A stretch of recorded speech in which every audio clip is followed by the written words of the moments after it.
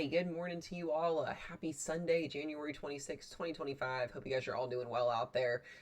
We've got a lot of stuff to talk about today. We do now have a severe weather risk zone for Wednesday and Thursday down into the southern plains. We're going to get to that here in just a few minutes, but we've also already got general thunderstorms and isolated showers ongoing across East Texas and Louisiana this morning. We're not expecting any severe weather over the next 3 days, but that is going to change as we go towards Wednesday and Thursday, as we could have a more organized severe weather event. And then going past that mark, we're looking into even bigger severe weather chances as we go towards the first official week of February. We're not going to see a lot of winter weather as of right now, at least for the next couple of days. We're still watching the threat for some type of winter storm as we go towards the end of next week as well. Just something to watch for. It doesn't look too significant anymore. That can change still, as we're still, 5 to 7 days out from this event happening. But I want to go ahead and get on here and talk to you guys about what we're seeing now.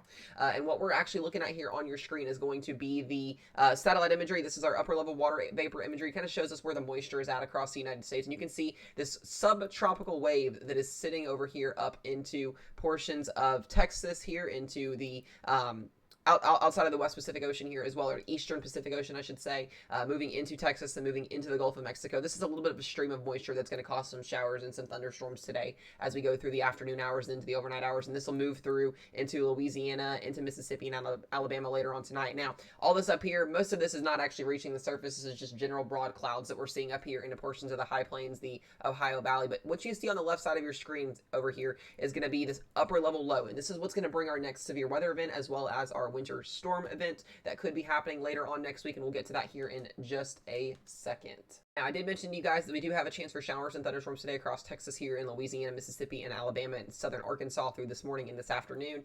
We can see the future radar being played out here. This is through this afternoon. Now, there could be an isolated chance for some low-wind damaging winds up to 55 to 60 miles per hour today, and also some small hail. The National Weather Service has not issued a risk zone for today. They've kind of contemplated issuing a marginal. We talked about this last night in the stream as well in future videos or in past videos. And currently right now we're looking at the threat for maybe some small hail and some damaging wind today with some of these storms that could get organized. We do have just a little bit of instability in place just slightly through the next couple of hours that could allow for this, but then as we go through tonight, we do expect this to become more of just rain, some rumbles of thunder, and then this will work its way east. We will have this moisture being brought into Tennessee, into North Carolina, into Alabama, into Georgia, and into South Carolina later on as this system moves east, and then by tomorrow we should clear things out. Going back into Tuesday afternoon, we should start to see another round of showers and storms as this southwesterly flow is going to continue as that low pressure system off to the left continues to move into the area here. Now, the next thing I want to talk to you guys about is going to be that threat for severe weather as we go towards the middle of next week. Currently, right now, we're not expecting any severe weather over the next 3 days.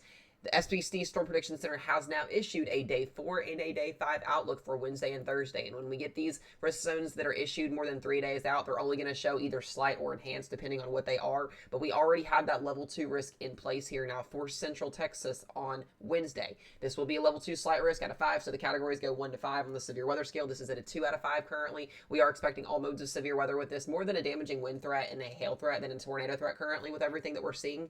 That can change over time as we get closer to this event. But as of right now and as it stands, this would be more of a damaging wind, kind of a mesoscale convective system. It's basically a long damaging wind event that moves east through a certain area. And then as we go into Thursday, we have that extended east now into the Dallas-Fort Worth area here, into the up into northern Texas here along the Red River, into southern Oklahoma, and then down into south central Texas. So this is just the slight risk that's being issued. I think we'll get a marginal risk that extends out just a little bit, that level 1 category, once we get into that day 3 range and day 2 range, once this gets closer to. But we are going to see, as we've been talking about the last couple days, the threat for some significant severe weather as we go towards the middle of next week, and even past that as we go towards the following portions of the first week of February. Looking at our European model here this morning as we are waiting for other model runs to come in, we're going to go ahead and talk about this one, and then we'll go into more detail in the live stream tonight about our other models. But I want to show you guys what's going to be happening here for the next 7 to 10 days as we go towards the future of this coming up week. And so what we're looking at here is still a southwesterly flow coming up here out of Texas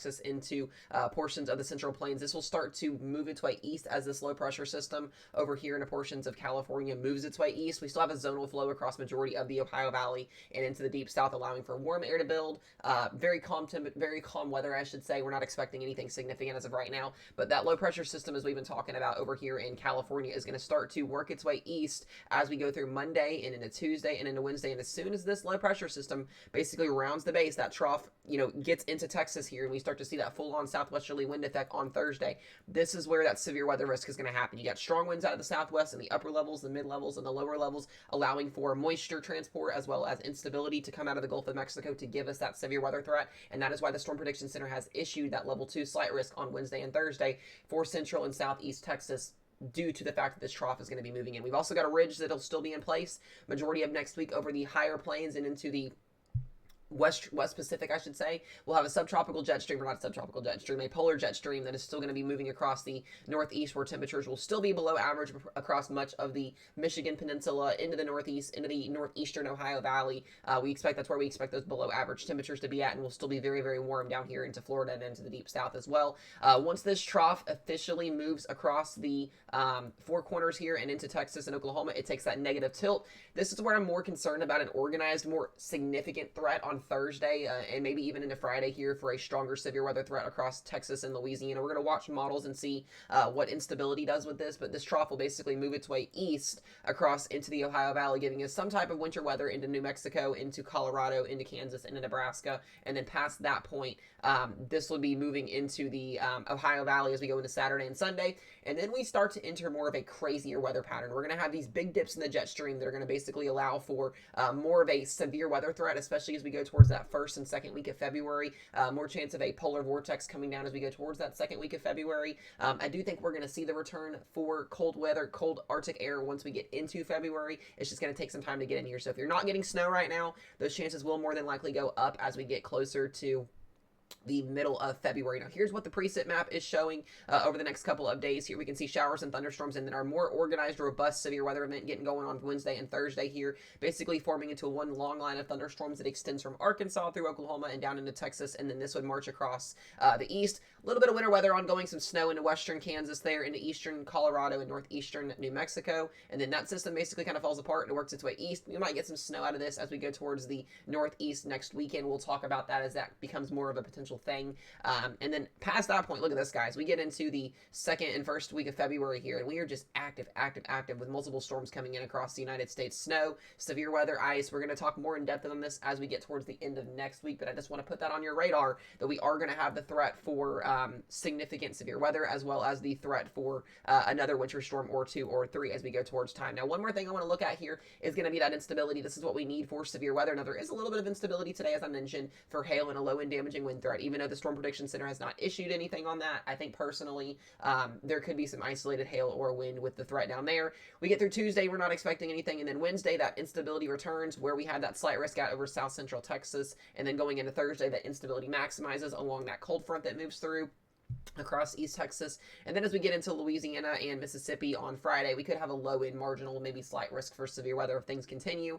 And then after that, we could work this system off the coastline. And then as we go towards the following week, guys, look at this big time instability moving into the Central Plains, into the Ozarks, into the Ohio Valley. So I really think, this week's severe weather event is kind of a warm up to what we're going to see as we go towards that first official week of February and toward the second week of February. If you don't have your severe weather action plans in place, you need to have those in place. You need to have a way to get weather alerts on your phones if you don't. We will be going live covering these events as they happen, as well as doing live streams each night and video forecast every day. I appreciate you guys for watching this. Stay safe, be weather aware, and we'll see you guys in the next